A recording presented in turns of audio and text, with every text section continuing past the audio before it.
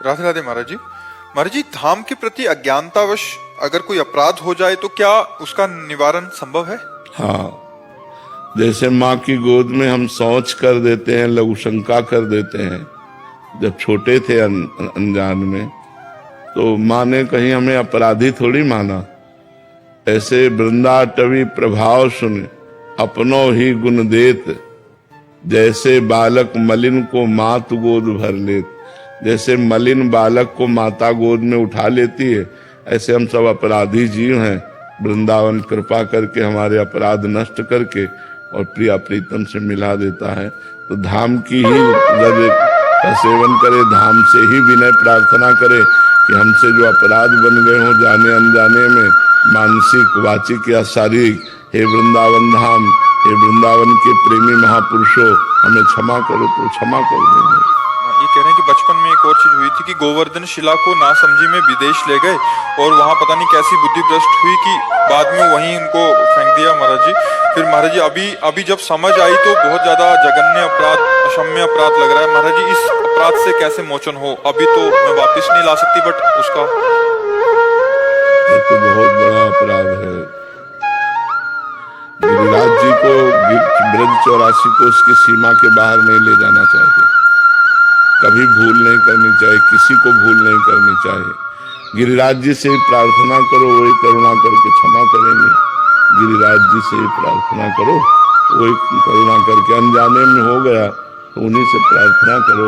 वो कहा गिरिराज जी की शिला नहीं उठानी चाहिए, अगर उसे ब्रज 84 को उसके अंतर्गत कहीं रख सकते हो, बाहर ले जाने का प्राविधान नहीं है। गिरिराज जी को बाहर ले जाने का प्राविधान नहीं है। अनूप गर्ग जी, राधे राधे महाराज जी। महाराज जी, मैं अपने परिवार, व्यापार एवं भक्ति में से सिर्फ व्यापार में ही ध्यान दे पाता हूँ, बाकी मुझसे नहीं हो पा रहा। महाराज जी, मैं क्या करूँ?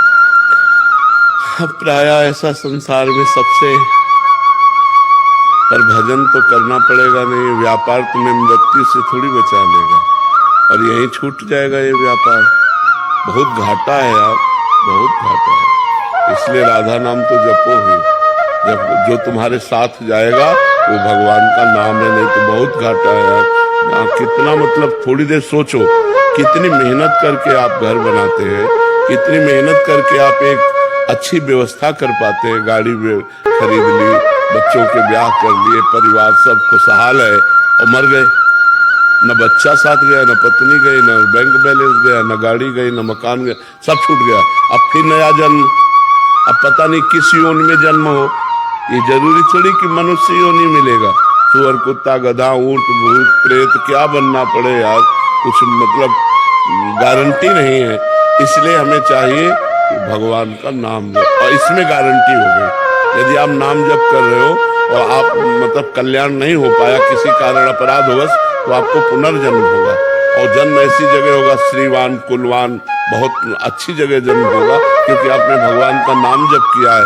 और फिर आपको भक्ति मिलेगी, और फिर उस जन्म में आप भगवान को प्राप्त कर लेंगे।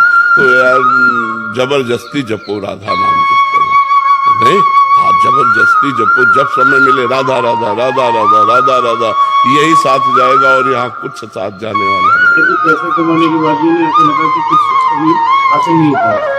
ये सबको लगता है, जिसके पास खरबों हैं, अरबों खरबों हैं, उनको भी बड़ी कामना है। आपको करोड़ों की है तो किसी को अरबों की है, तो किसी को खरबों की है, किसी को 100 रुपए के है, किसी को 1000 रुपए के, किसी को 10,000 रुपए की है। कोई ऐसा नहीं जो कामना रहित हो, सबके अंदर कामनाएं हैं।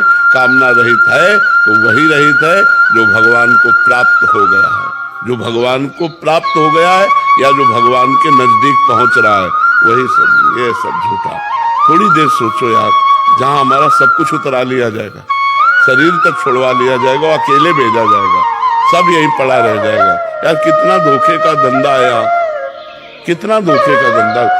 एक आदमी पूरे जीवन मेहनत कर पाता है, तब अच्छा मकान बना पाता है, तब वो एक गाड़ी खरीद पाता है, तब वो एक सुखी जीवन, और जब एक पूरा सुखी जीवन बनाया तो अब भोगने लायक नहीं रह गया, बुढ़ापा आ गया, फिर मृत्यु आ गई, फिर चला गया। यार बहुत धोखे का है। इसलिए राम नाम, कृष्ण नाम, राधा नाम, हरि नाम, जो नाम प्रिय हो नाम जरूर जपो। अगर आपने 1000 बार रोज नाम लिया है तो आपका परम मंगल हो जाएगा। यार क्या जाता है, काउंटर से 1000 बार राधा राधा जब समय मिले तब बोल लिया करो। करोगे? काउंटर है, खरीद लो, आज से खरीद लो, नया व्यापार शुरू करो, राधा नाम का व्यापार। ठीक है।